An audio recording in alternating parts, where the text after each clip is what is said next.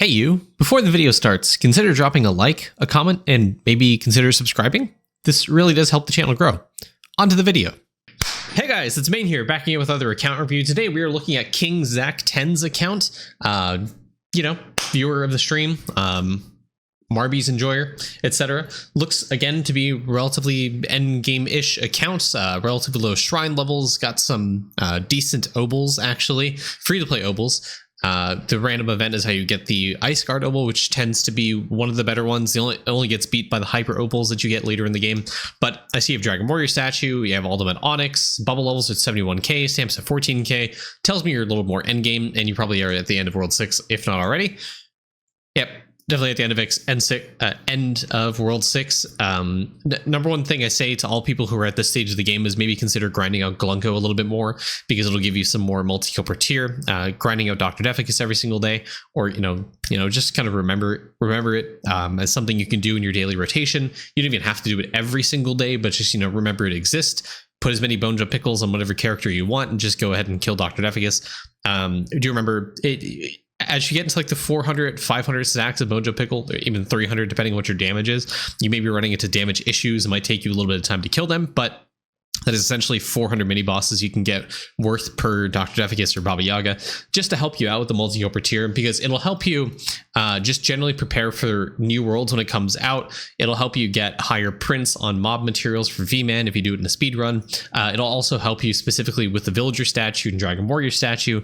Multi-kill per tier is really important, and it's a hard stat to come by, but those are some pretty easy ways to get it. Is just being active on Deathbringer, going on Glunko, killing Glunko, getting the Death Note kills up to like 100k is completely reasonable, because Glunko has really small base HP, which means stacking Bone Jump Pickles on it is really, really effective, because you can honestly get up to the 500-600 stacks without running into that many problems. And the 100k really isn't that hard, because it respawns every 20 minutes. The Deathbringer Gravestone reduces the time it takes to respawn by like 400% or something, so it can spawn like every 5 or 6 minutes, or even less than that. It can make it a really good target farm for one of the mini bosses. You can really, really get up there in terms of Death Note skulls.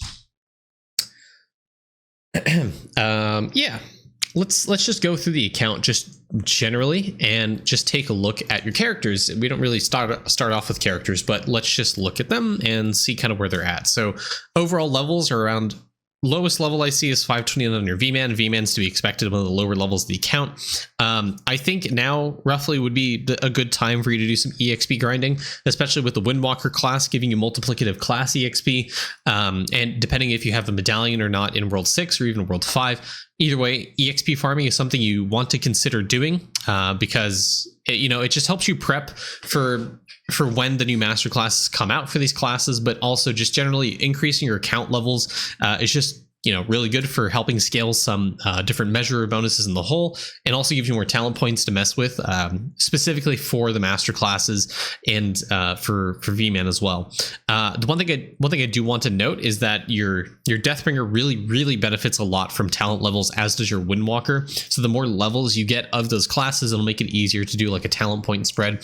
For your Windwalker specifically, you're only level 600, which means you're slacking in some of the bonuses here that give you a ton of damage and helping you progress Windwalker a little bit better. So you're missing points into Spirit Ballista, you're missing points into Elemental Mayhem. You may or may not be at 100% crit chance. I mean, you probably are, since you only have 1 point spec'd into here. But you also don't have this maxed out for some extra Tempest damage. So it's a little you could be progressing further in Windwalker if you had more levels in this class. And the best way to do that is obviously maxing out those EXP specific talents. So not Dustwalker, Slayer Abominations, depending how many Abominations you've killed, give you a ton of class EXP. Do you remember if you were lucky enough to get the 4th anniversary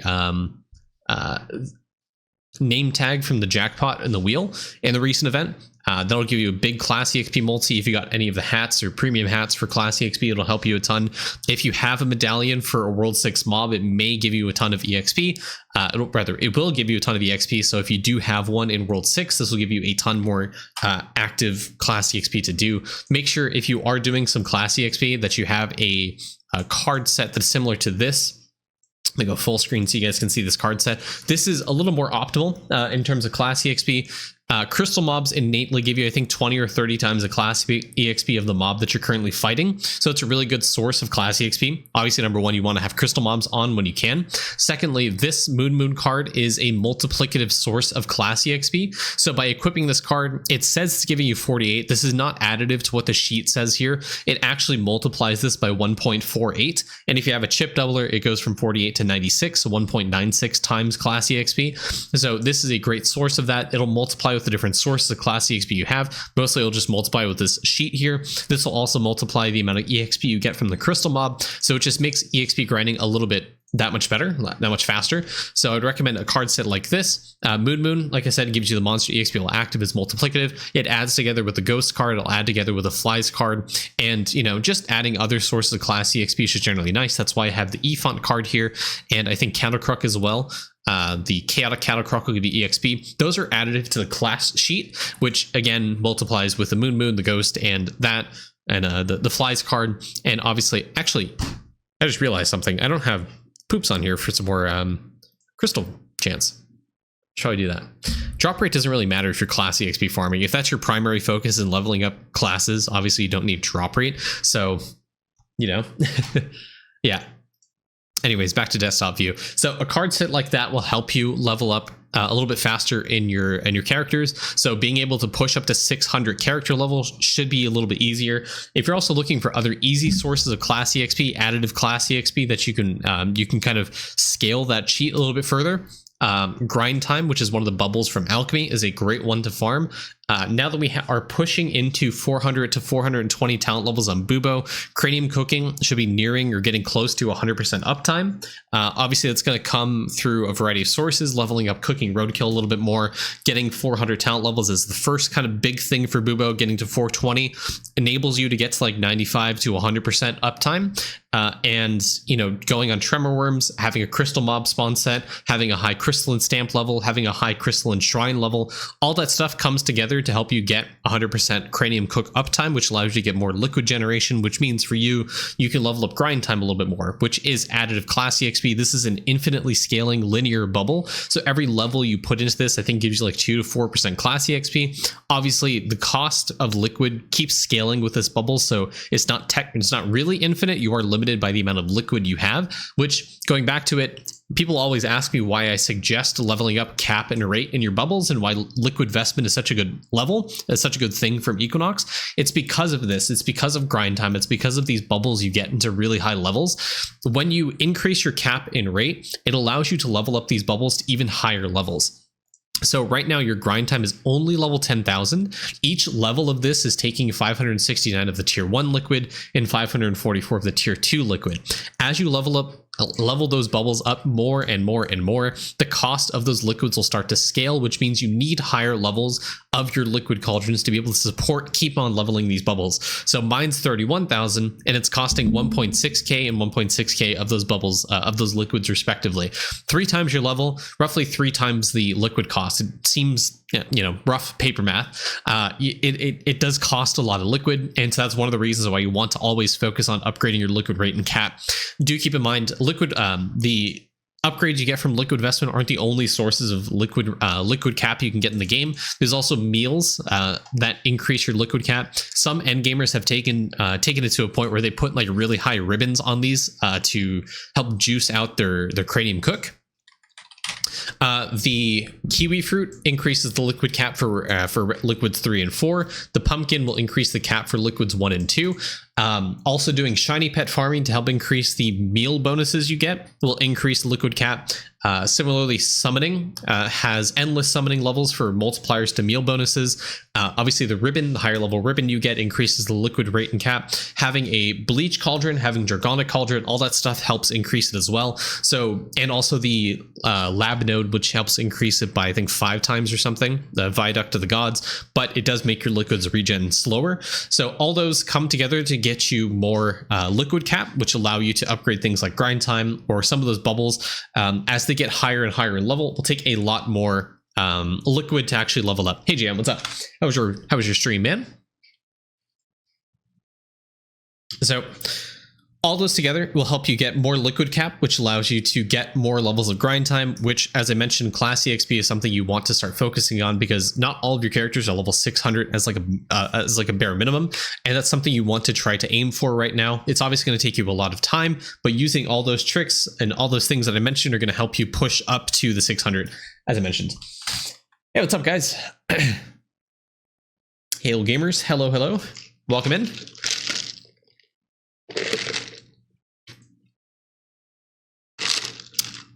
Going to stamps, along the same vein, talking about liquid rate and cap, I see you have 3 out of 7 exalted stamps, so you have some still that you can expend. In terms of stamps, I would recommend putting doublers on. You have the big ones here. So you have the vendor stamp, you have crystalline stamp, you have mason jar stamp. I would 100% do golden apple stamp, drippy drop stamp. And then for the last one, you can either save it, hold on to it. It's kind of a toss-up for me between refinery stamp and drop lot stamp. Obviously, talking about cap, this is really good. Or Matty Bag stamp, depending on if you want to try to level up crystalline stamp, which is feasible. It's possible for you right now because you're almost at 1 billion on your 25th BAM character, which I mentioned to V-Man. But okay, you have Rucksack Prayer, you have Star Signs, any doublers. What about bags? Okay, yeah. So if you were to put a doubler on Matty Bag stamp, you could really increase your carry capacity, and also by leveling up the bag, because you only have a volumetric Matty Bag, you can honestly get the World 5, World 6 base bags on one character just to level up the stamps. You could probably hit the 12 billion needed for the boring bricks to be able to level up crystal stamp naturally, and that would again get you more crystal spawn chance, which helps you with your Bubo. It helps you with EXP farming, as I mentioned. All that stuff is really good for you. So of your 3 exalted stamps that you have left over, those would be the ones I'd really focus on. A drippy drop, absolutely. This, I think, gave me like a 1.5 to 2x increase in my liquid regeneration, which means I can level up my cauldrons a bit more, or I can level up grind time a bit more actively. Just, you know, like I said, kind of depends where you're at. But yeah, drippy drop stamp is a really good one to do. And you can honestly level this up a lot more because it's only taking you 51 million pocket sand or 246 million without a cost reduction. But you can really level this stamp up a lot and get a lot of liquid regen speed. This is an insanely powerful stamp, especially now when Bubo is becoming more and more important as we want to level up bubbles more and more often. Okay, Mega Feather 17, that's pretty good. Seems like you're an owl enjoyer, and kangaroo, similar, seems to be. Level 9, that's pretty good too. Refinery wise, only 147. It's decent. The big pain about Refinery is just kind of remembering it exists. Me personally, I would be tempted to try to get this up to like 250 because as I mentioned in a lot of previous videos, when I talk about Refinery levels up faster and faster as you rank it up more and more. So the more, you know, the more you remember it, the more you're optimal about your Omnifal procs. You know, remember to claim AFK gains for your character. And procking Refinery, you are able to level this up more often. Right now, it's only taking you 13 hours to level it up. As you rank it up from 147 to 200 to 250 to 500, it'll decrease more and more and more and more, and it'll become like 6 hours and 5 and 4 and 3. Right now, for me, I think it's roughly 48 minutes per Refinery level, but I'm also at like, I think 1200. I don't remember how much Refinery I'm at. Red salts, I mean. But yeah, it's taking less than an hour for me to rank up my red salts because I at one point had been leveling this up quite frequently. I had stopped and now I'm at 10% auto refine because I genuinely don't remember to click on my Refinery, and I'm just fed up with leveling it. So I just want to get the level 13 vial just kind of passively. And with me being on Windwalker more and more, I don't want to fumble the drops I don't want to have to mess around with my inventory too much. So me personally, I put it on 10% and I forget about it. Now, if you're early game, don't do that. You want to level up your Refinery because it impacts a lot about your account, especially if you're really early game and you're salt locked on like void salts, for example. you need red salts, you need orange salts, you need blue salts. You need to keep leveling up these refineries, the salts levels to be really high, so you don't salt lock yourself. But if you're at the point where you're like hundreds to thousands of levels of refinery, it really doesn't matter all that much. The only thing refinery at this point really does for you is being able to hit those level 13 vials a little bit faster, and also just for more DK damage. The more you level up a refinery, the more DK damage you get because of one of his talents, which is talents. Go to Squire. It is this one right here. Precision Power gives you more damage per refinery rank. This is a really powerful talent for DK. And honestly, if you're trying to do damage for like the dummy in the island expedition, or for there's also a measure bonus, which doesn't really, DK is not the best for, but this is a scaler for damage. This is refinery ranks. This is one of the reasons people try to push it, and obviously just to have a bigger number. I kind of talked about cooking a little bit, but only in the context of one meal. So let's just look at your cooking and see kind of where you're at. Meal levels are nearing 110, so this is pretty good. I like to see that your ladle costs are, at the bare minimum, like 1K. So you're kind of at the point where you don't, it may or may not be feasible for you to really focus on cooking. But if there's one thing I would suggest, I would really try and get your meals at a base level of 107, at least for like the first page, or like the first and second page. The reason being 107 is because if you have the Sacred Methods pack, it gives you +3 meal levels every single day. If you don't have Sacred Methods, then it doesn't matter. Don't worry about having to min-max your meals. It's just going to still take forever. But if you have 107 base meals and you have Sacred Methods pack, it'll only take 1 day proc for that to hit 107 to 110, which is the cap, and it'll move on to the next meal. You don't have to worry about leveling that meal up. So that being said, I would still try and level at least like the first page, or at least the half of the first page, up to level 110.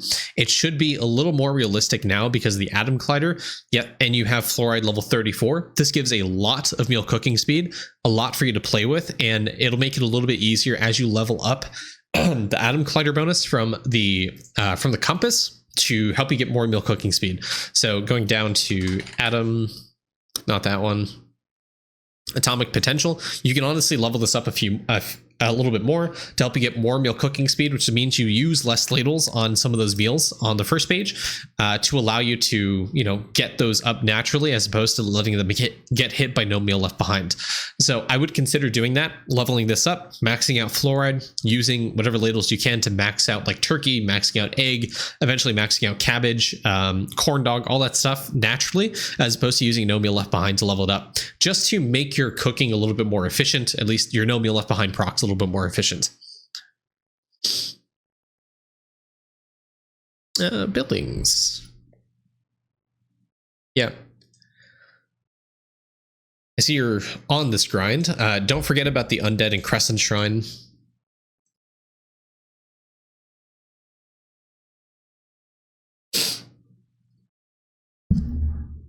Pretty good.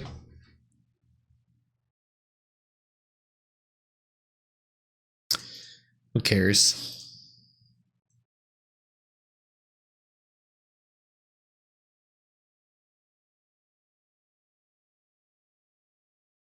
Okay.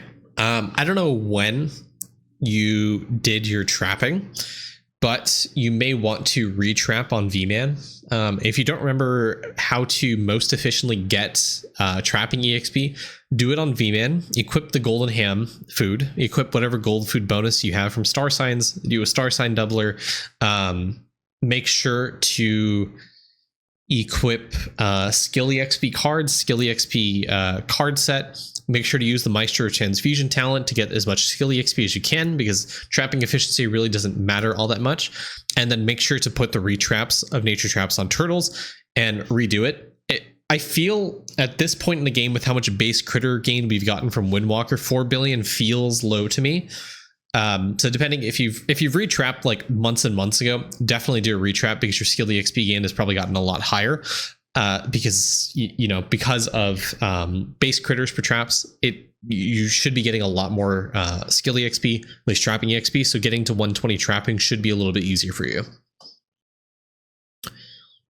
Yeah, speaking about refinery speed, this would be another way you can get more refinery speed, maxing out the salt lick. You obviously need to get more orange salts for this, so just be cognizant. Remember that this exists. I love the word cognizant. You have 15 more levels here. It's going to take 34 million orange salts to get here, so you know this is something you can max out relatively soon. I say soon, probably like weeks for you to max this out. It's going to give you a ton more EXP. You did trapping recently, okay. If you check your traps every 8 hours, then sure. If you don't, just set it to 20 and forget about it and let the vacuum trap do it.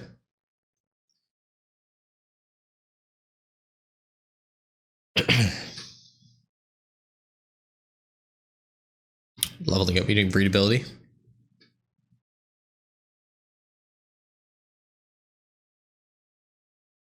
Breedability, okay.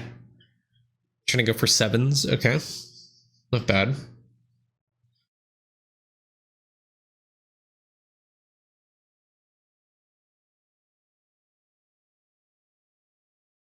I mean, yeah, if you're like really active on Windwalker, this is completely fine. This is essentially what I did, so I can't really harp on you for that. I mean, breedability levels are going to help kind of help out with your crit chance on Windwalker if you're not already at 100%, but also for helping you with the achievement from World 4. So with it taking, it probably takes close to like a month for you to get these from like 0 EXP level 6 up to level 7, which is realistically how long it actually takes. But with you being active on Windwalker, that obviously doesn't take a full month to do. It takes probably a few days. So this is completely fine in my eyes. If you are looking to upgrade your breedability, remember that there's one meal that you can use ribbons on. You can level it up with fluoride, as I mentioned, to help you get more breedability. There's also the lamp bonus, which will help you. The crop bonus is really good for this as well. The crop bonus really shines and give you a ton of breedability EXP. Is also shiny EXP. If you have gems,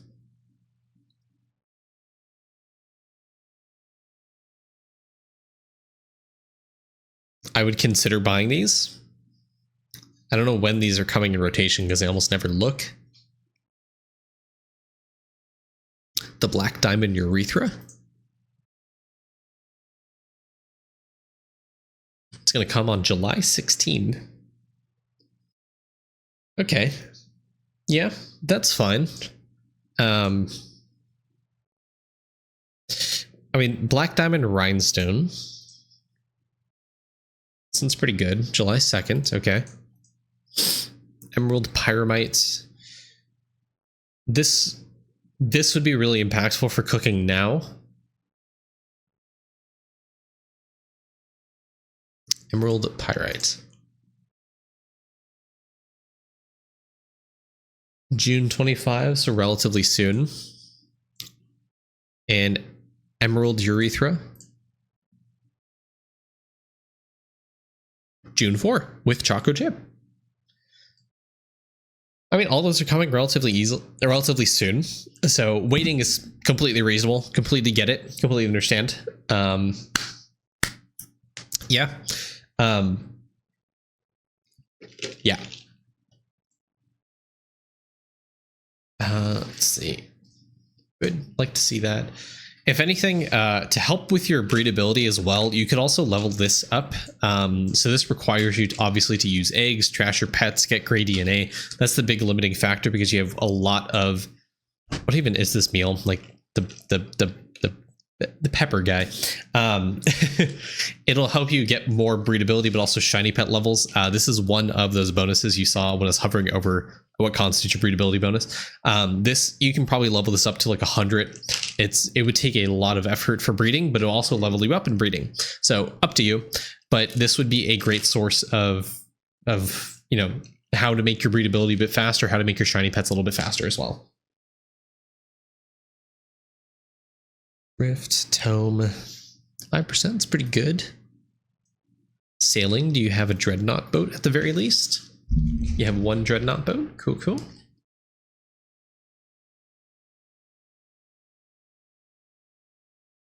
The blessing bonuses are not maxed yet on your gods. So just remember to max these out. I think they take bits and atoms. I think Cattlecrook is bits, Bagger is atoms. So I mean, since you're at like level 30 atoms and you have 1 billion, I think you should be able to now.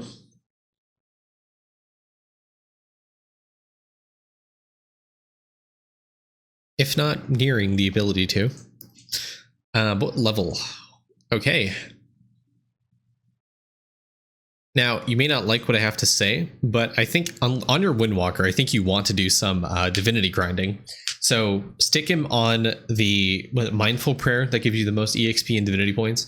Stick him on the Mindful Prayer for like a few days with the Divi Slippers, with the Star Sign doubled, if you have a Star Sign doubler, for divinity EXP. And, you know, just be there for like 1 or 2 days in the lab.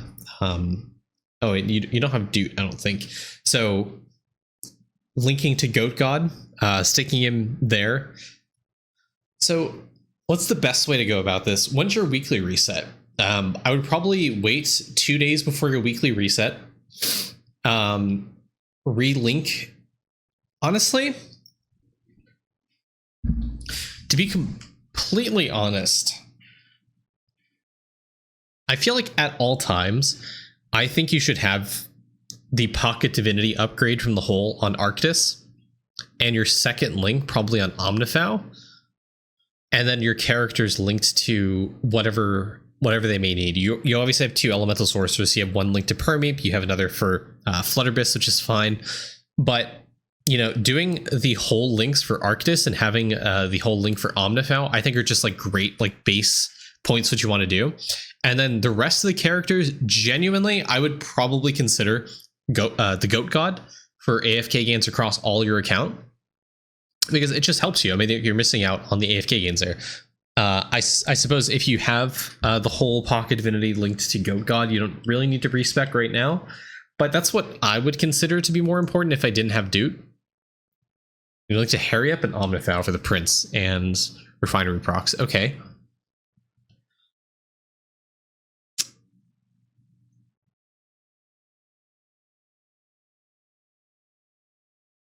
I'm not gonna lie. I feel like Harry Up is just it's so bad right now.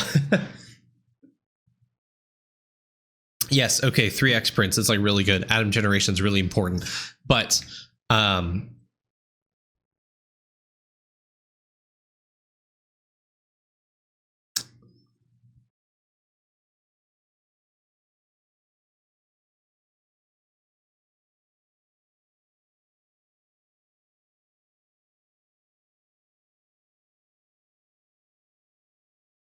personally, I don't really see a reason for you to be linking to Harry Up, because you don't really need the atoms.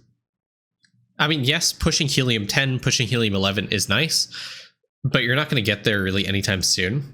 And if you really want more atom generation, reprinting would be the biggest thing to do that. Because a 40 billion print is really low for an end gamer.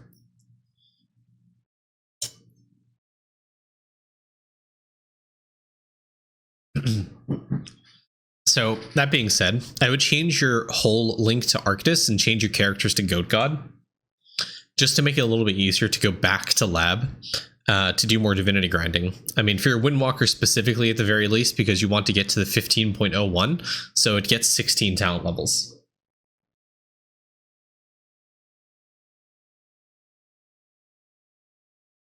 You would only get about 2x. So I have a few ways you can increase your prints realistically. Obviously, Bravery. This is a great one to help increase your prints. The Wisdom Monument for chopping efficiency. The biggest one is going to come from more Dragon Warrior statue grinding. Like, this statue is so powerful. There's no reason why you shouldn't try to get this to 200 right now. It would give you a ton more skilling power, which allows you to get way more prints. And that in conjunction with focusing on mining efficiency here and focusing on chopping efficiency is going to give you like probably like 5x your prints. You mean billion? Well, the thing is, your characters aren't also linked to Snake God, and they're also not linked to Goat God. So you're missing out on 30% AFK gains plus the 50% AFK gains there. So you're missing out on like, what, like 80% AFK gains across your account? So, I mean, your print's not really, it's, for right now, if you were to reprint without Goat God, without Snake God, you would be at the 90 billion. I'm assuming you forgot to factor that in.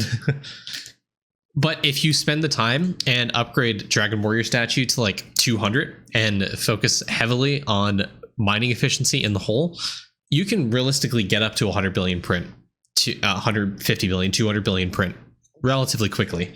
Also, you only have 10k hours on bravery, which also is something you could do. Getting up more and more and more of this means you get further and further into bravery, which means you get higher level and higher tier rewards and chests, and that means you get more levels per bravery round for mining efficiency.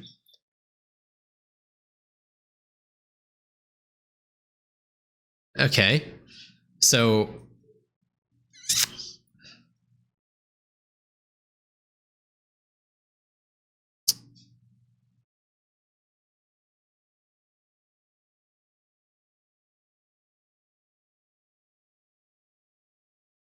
go back to cooking here.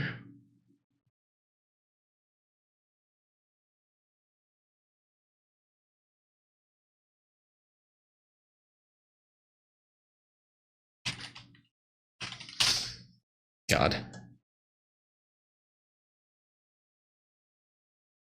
So yeah, like I said, when you upgrade your Windwalker talent, these are going to be so much easier to level, which means you're going to get more skill efficiency, especially so because you have ribbons in these.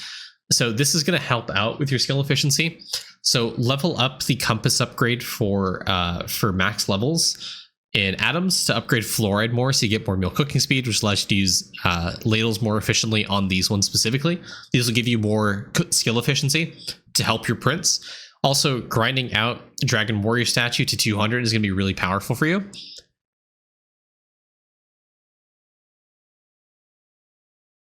When it comes to bubbles, focusing heavily on these multiplier bubbles, on Hocus Shopus, the brain tools, for mining specifically, because you can get the most out of it right now. Dream of Ironfish, I mean, this is only at 90%. Getting up to like 91, 92, 95 ideally would help a ton. With mining, you also... 10 golden peanuts? You have a bigger stack of that, right? Please hold. Beanstalk? Brother. Okay. Well, that's your answer.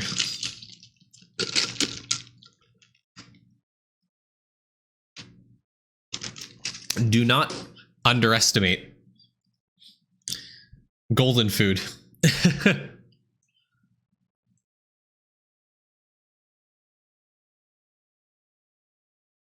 Please hold. I have to showcase the difference here. I just need to make goddamn inventory space. There's too many Windwalker items here.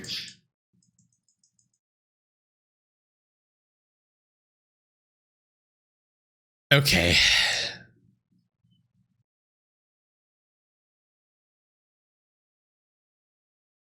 Do we even have golden peanuts on any characters here? Actually, I think let me go back to my account here. Characters.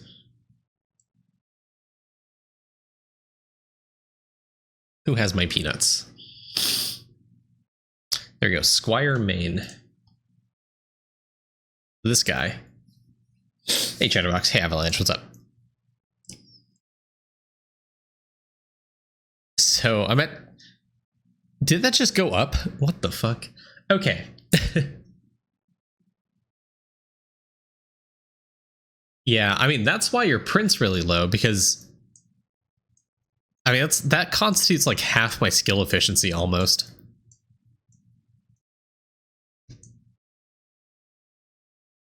And 95k, I feel like it's even low. So if I go from going from 10, so that's only like 100 QQ. I don't even have knowledges on this character, right? Yeah, I'm getting 1 QQQ skill efficiency from almost 100k stack here. So imagine if you got that on the beanstalk and on your character, which golden peanuts, realistically, for an endgamer, is really not that like resource intensive to craft. I mean, it takes crystal farming on DK for board beans to get the hot dogs, right? Which you want to do naturally because you want golden amishes anyways, so you can craft like golden cakes and such, and also level up your golden stamp, golden apple stamp here. So I mean, you're kind of naturally farming resources for other goals as well by doing DK farming on board beans. And the gold bars, this is like absolute ridiculous joke to get nowadays. The peanuts, like I mentioned, the only limiting factor here is hot dogs, so it just takes DK crystal farming. So getting to the 100k, even on like a 30-40x drop rate, is not that bad, which 30-40x drop rate is also not that unobtainable for someone of your status, which honestly you might already be at. This is my account. Get off my account. Characters, stats. Yeah, I mean, you're at 50x drop rate. You could very easily get this done within a week. You can get 200k golden peanuts. That's not unrealistic to say. Yeah, especially with how much crystal spawn chance you have, with how much drop rate you have, this should be like an absolute joke for you to do. So get 200k golden peanuts, drop 100k on the beanstalk, and get 100k on your character.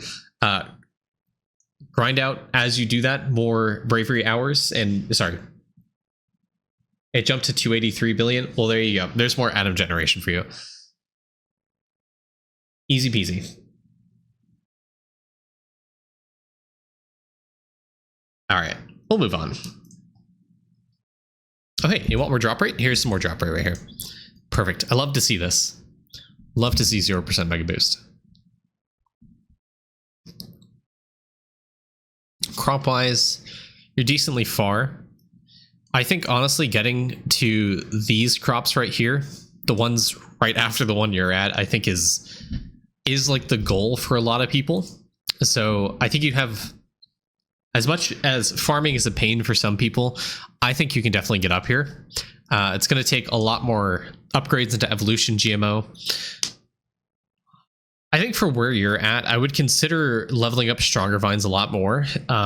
Getting up to 440 plus 1 crop is really good.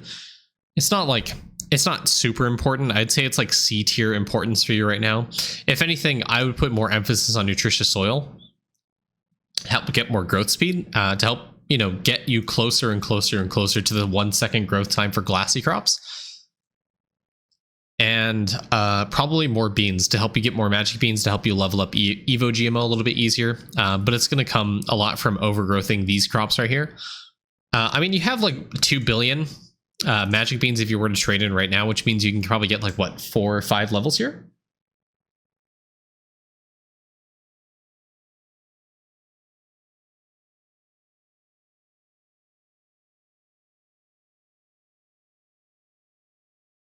Yeah, but definitely getting to these crops right here is going to be pretty significant for your account, because remember, every new crop that you get is going to give you more, well, shiny pet level up rate right here. So as you're on the breedability grind, getting another crop will make this that much faster. Also, more base critters means you get more EXP, more drop rate. Self-explanatory, more meal speed, as we mentioned, is something you want to try to aim for to level up more meals naturally, especially now that we have plus 20 extra atom levels. Well, 10 realistically, 10 to 15 realistically with Windwalker for fluoride. So getting those meals on the first page and second page to 110 are a little more realistic to do without having to rely on no meal left behind. But yeah, you know, more crops are going to help with that endeavor.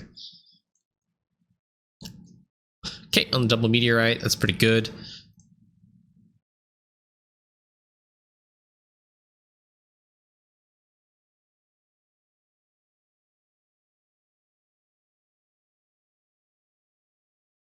Mastery 3, that's good. Endless 92. So when it comes to Endless, obviously you're going to need to, I think spending a lot of time on essence doublers right now is a good thing for you. And just like hard focusing damage, focusing on damage a lot. I really wouldn't necessarily focus too much on HP. If anything, I would put like a 4-to-1 distribution for damage to HP.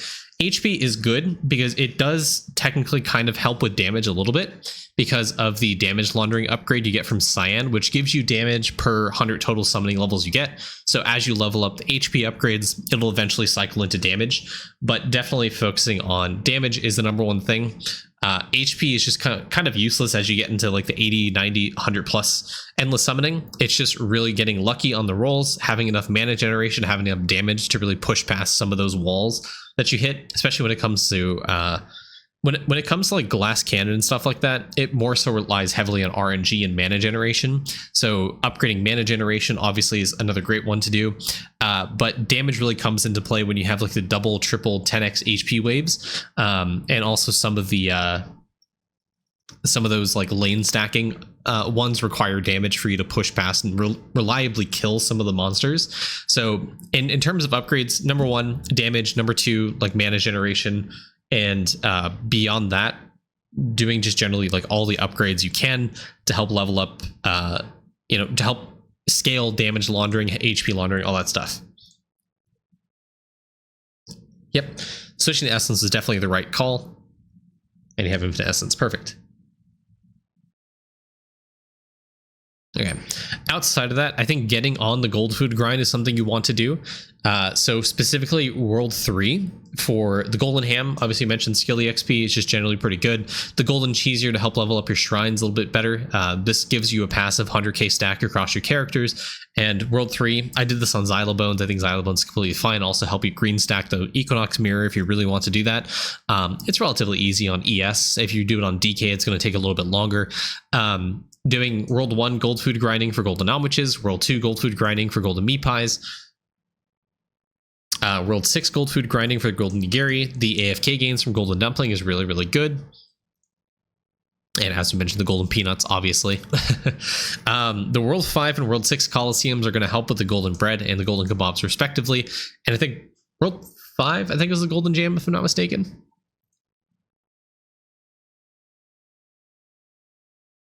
And then last thing I want to look at is Slab, because people tend to forget about Slab.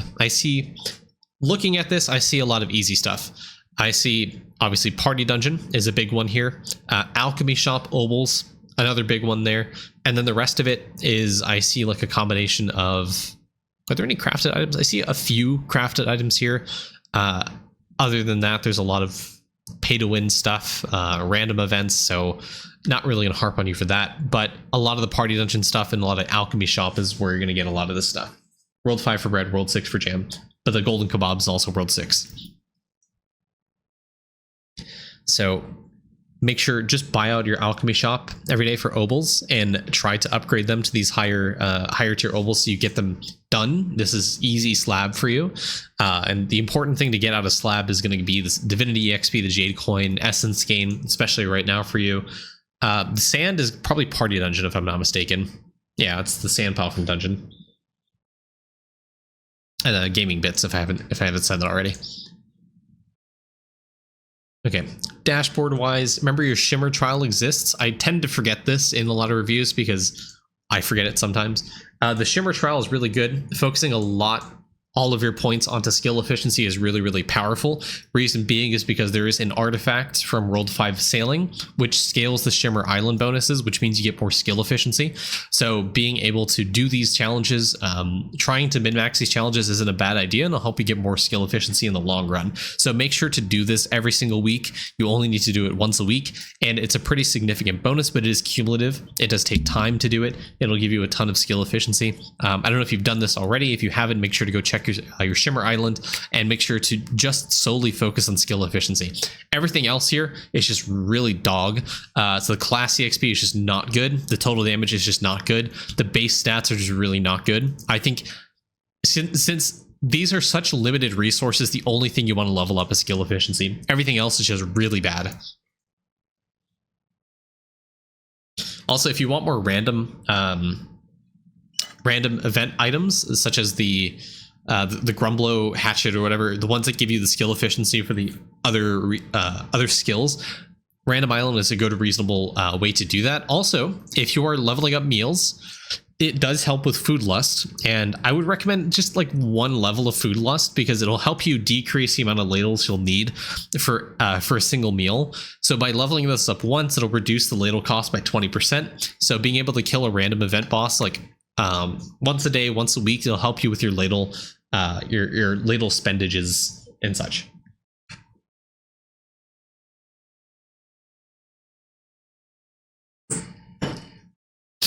Okay.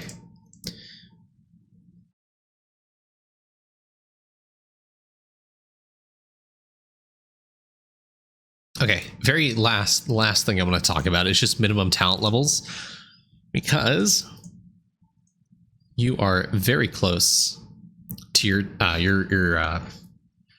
tentacle. So you have one Deathbringer.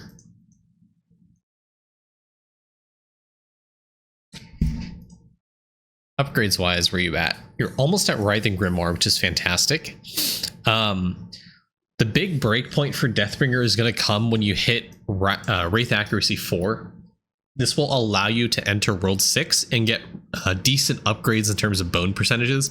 So World 6 really opens up when you get Wraith Accuracy 4, because you can 100% of the time hit and kill Woodland Spirits, which is a great upgrade from Stilt Moles to Woodland Spirits for Femurs. And then for rib cages, you won't really get anywhere until you get like nearer to Wraith Destruction 3, because you need the damage to be able to kill Mama Trolls to get you a decent increase in rib cages to replace Purgatory Stalkers. When it comes to craniums, this third bone here, the bamboo spirits in World 6 are what replace Mr. Brightsides, and that's going to take Wraith Accuracy 4 and probably closer to Cranium Hoarding, if I'm not going to lie. So World 6 doesn't really become effective until you get Wraith Accuracy 4 for one bone type, and then the other two get unlocked later as you get into Cranium Hoarding and Wraith Destruction. But before you get to Cranium Hoarding, obviously you get to Skull of Major Talent, which helps a ton with getting your minimum talent levels. So that being said, I would highly recommend using the Deathbringer bone sheet that I linked earlier. This one right here. I changed the color on the spreadsheet for stream to make it a little more easier on your eyes. But this will help you determine what is the most efficient upgrade to do that'll take me the least amount of time to go from the upgrade I'm at to the upgrade I want. So this will tell me, for example, I am currently at, I think, I'm currently at Skull of Major Drop Rate in my Deathbringer. So how do I get from Skull of Major Drop Rate to okay, fine, Talents for Thee? I need to get another 126 levels, and which ones do I upgrade? This spreadsheet will tell me the most point efficient with my AFK hour rates on the map, which upgrades I need to upgrade. So this color codes it. These are femurs, these are rib cages, these are craniums, and these are bovinae. These are the upgrades I need. Here's how many upgrades of each of these upgrades I need to be able to get to okay Talents for Thee. And this is roughly how many hours it will take me. This spreadsheet is really useful. And yes, this is in our Discord, in our organized tips and tricks under the Deathbringer Masterclass resource. I'm hoping to flesh that out, add a little bit more. I plan on making shorts talking about how to get the best bone rates for people who are in World 3, World 4, World 5, and World 6 to help you specifically reference when, how to get the most bones out of where I'm at right now.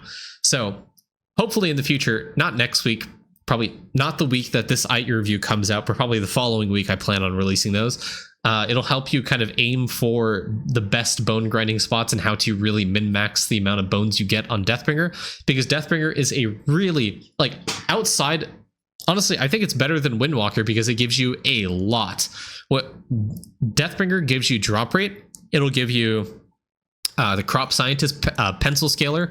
It'll give you Villager EXP at a realistic rate. It'll give you talent points for Deathbringer. Eventually, it'll give you talent points for other master classes, which are going to be helpful for Beastmaster.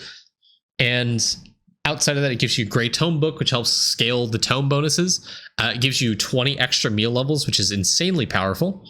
And it also gives you like a Class EXP, which is okay. It gives you some character damage, but it also gives you 30 minimum talent levels. It's essentially Rift Slug, but better. It's essentially Equinox, but better. And it's it just takes time to get there, but it's free. And it's one of the biggest sources of minimum talent levels in the entire game. Anyways, I think that's going to be the easiest way for you to get to 400 to 420 for sure, but 400 talent levels for the tentacle increase. Like I mentioned before earlier in the video, I think, or in the stream, 400 talent levels isn't the breakpoint you need for 100% uptime on Cranium Cook. It's actually 420 talent levels,